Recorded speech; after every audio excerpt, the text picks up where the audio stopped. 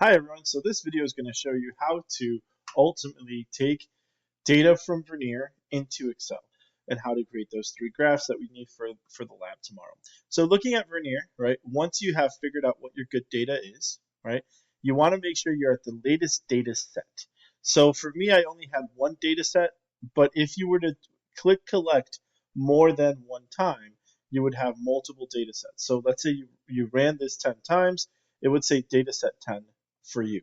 Make sure you're the latest. You just move this data to the right to make sure you have the latest data. And then all you have to do is click on where it says data set. So if it said data set 10 for you as the latest one, you click on that and it highlights everything, all of the data for that particular run. So what you do now is you just Control C to copy, right? Don't forget your time frame. So for me, it's 1.14 to 2.30, and then you go to Excel, right? So you're here, you click Control V, and then you're going to go find the data points 1.14 to 2.30. So I'm going to go ahead and highlight that data because that's the one that I want. This is the actual data that I care about. This is only when the ramp was affecting the actual motion. So I'm going to highlight that just to know what it is and just delete everything else. So everything else is pretty much garbage to me. I don't need it. And I'm going to go ahead and only use that specific data. So everything else is pretty much garbage. Let's delete that. Okay, so now here is the data that we're going to work with. So this data, right, if you were to work solely with um, Vernier graphical analysis, the way it breaks it down is time is the first column, position is the second column. Make sure I spelled that right. Okay, velocity is the third column, and then the last column is acceleration. Okay, so the way in which you would create the actual data for it is you actually want to have, right, a time and position. So over here, I'm going to copy these two. So just these two sets of data. I want to copy, and I'm going to paste over here.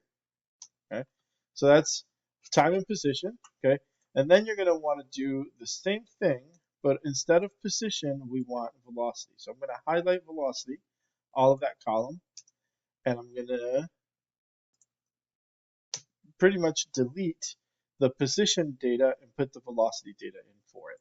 So then you'll do the same thing once again for acceleration, but now, right, we're going to delete the velocity and add the acceleration column to it. Good. So here are the three data sets that we're actually going to graph. Now the way you graph it is exactly how we've done it for all of our scatter plots. So you highlight all the numbers, you go to Insert, Scatter, first one, and it starts creating some of these graphs. Oh, why did it do that? Oh, red too. So Insert, Scatter, and you have your graph. Okay, so there's your graph. You would add your axis titles, your trend line.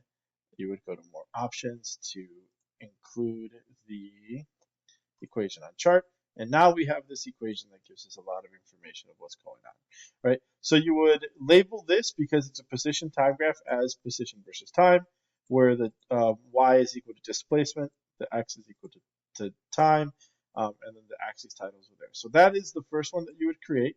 You would create the same one for velocity and the same one for acceleration. Okay, there will be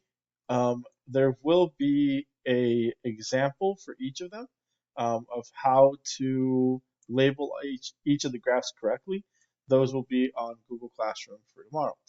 For today, just understand and know how to find good data and then transfer it over to Excel so we can create the graph so we can get meaning out of that equation. All right, everyone, have a great day. I will see you all tomorrow.